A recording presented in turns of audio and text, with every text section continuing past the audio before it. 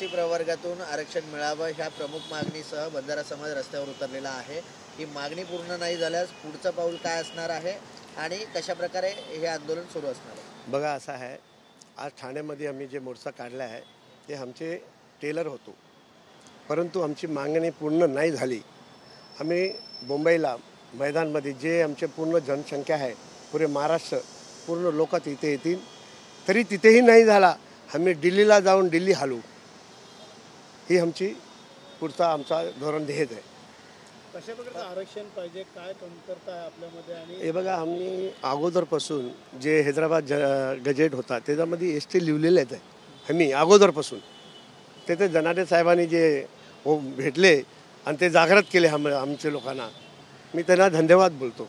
कारण का आम्हाला माहितीच नाही होता, पण आम्ही अगोदरच एस टीमध्ये आहे पहिलेपासून, तर आम्हाला भेटायला पाहिजे की नाही, म्हणून आम्ही आज एवढा आरक्षण करतो। कारण की आमचे पोरं आहे, गोरगरीब लोक आहे, जंगलामध्ये राहणारे, आम्ही खरं आहे आदिवासी आहे, पण आम्ही कोणाची ताटलीमध्ये तिथला खाऊन आम्हाला द्या असं नाही बोलतो, आमचा हक्काचा आम्हाला द्या, आमचा हात मान्य आहे। आम्ही महाराष्ट्राच्या जवळपास अनेक जिल्ह्यांमध्ये 25 लाखापेक्षा जास्त लोक रस्त्यावर उतरलेली आहेत आणि बंजारा समाजाला आदिवासी संवर्गाची मागणी या ठिकाणी जोर धरत आहे। हैदराबाद गॅझेटियरचा आधार घेत एस टी ब आरक्षण आम्हाला मिळावं अशी आमची मागणी आहे। मूळ आदिवासीच्या आरक्षणाला धक्का न लावता आम्हाला तातडीने एस टी बचं आरक्षण द्यावं। 1 महिन्याच्या आत हा निर्णय जर नाही झाला, जातीचे प्रमाणपत्र जर वितरित नाही झाले, तर आंदोलन आणखी तीव्र करू। मुंबईला बंजारा समाज धडकल्याशिवाय राहणार नाही। मुंबईमध्ये दिवाळी साजरी करू आणि मुंबईला दिवाळी साजरी करूनही जर समजा हे झालं नाही, तर आम्ही देशव्यापी आंदोलन या ठिकाणी करू। लाखोच्या संख्येने लोक, 25 लाखापेक्षा जास्त या ठिकाणी आलेले आहेत, तर जवळपास 50 लाखापेक्षा जास्त लोक मुंबईला या ठिकाणी येतील आणि मुंबई पूर्ण आम्ही जाम करू, असा इशारा आम्ही या ठिकाणी देतो। अधिवेशन, हिवाळी अधिवेशन डिसेंबर। बघा, सगळ्यात वाईट आणि अडचणीची गोष्ट आमच्यासाठी ही आहे की आम्ही मूळ आदिवासी होतो, आम्ही मूळ आदिवासी आहोत।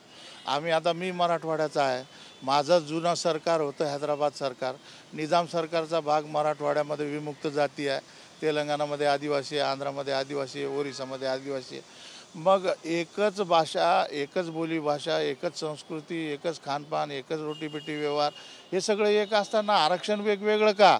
1 नेशन 1 कॅटेगरीच्या आधारावरती आम्हाला तुम्ही सरसकट एस टी बचं आरक्षण संपूर्ण देशामध्ये द्या।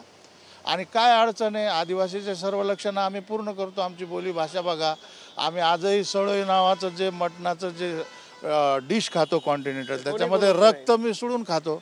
आजही पायाने पळता पळता पायाने दगड उडून सस्याची शिकार करणारा हा समाज आहे आणि जिवंतच शिकार आम्ही खातो, मेलेलं पशु किंवा हे आम्ही खात नाही।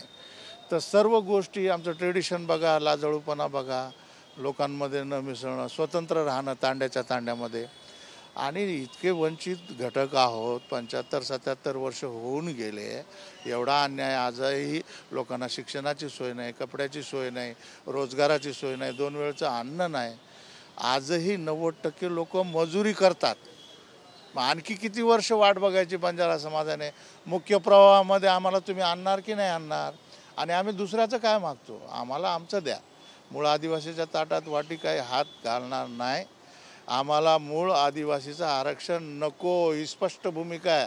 मी आमदार राजेश राठोड या ठिकाणी जाहीर करतो, मूळ आदिवासीचं आरक्षण नको।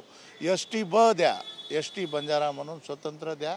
आमचं जे 3% आहे तेच 3% द्या।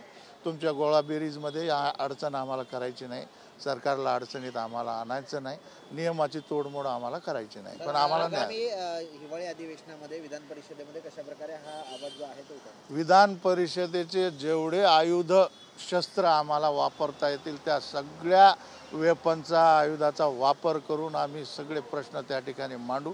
लक्षवेधी, तारांकित, औचित्य, पॉईंट ऑफ इन्फॉर्मेशन, अर्धा तास चर्चा, 93, जे आयुध आहेत ते सगळे आयुध आम्ही वापरू। त्या ठिकाणी आम्ही त्याचा वापर करून प्रश्न मांडू। ते प्रश्न मांडून जर हे नाही केलं तर आम्ही मुख्यमंत्र्याची वेळ मागितलेली आहे, मुख्यमंत्र्यांनी तातडीने आम्हाला वेळ दिली पाहिजे। मुख्यमंत्री पालक आहेत महाराष्ट्राचे, मायबाप सरकारला एवढी पण दया येत नाही का? 25 लाख लोक रोडवर फिरतात, मजुरी सोडून, 500 रुपयाची मजुरी सोडून, मग कुठून तो अन्नधान्य आणणार आहे? ज्याची मजुरी झाल्याशिवाय त्याला खायला चटणी भाकर भेटत नाही, अशा समाजाला तुम्ही किती दिवस रोडवर फिरवणार? 4 मुलं आमचे शहीद झाले, तुम्हाला बंजारा समाजाचे किती शहीद करायचे आहेत लोक? सरकारने जाहीर करावं. किती दिवस वाट बघायची आहे? नवीन काय करायची गरज नाही. आम्ही आदिवासी होतो, आमचे पुरावे घ्या आणि आम्हाला प्रमाणपत्र द्या.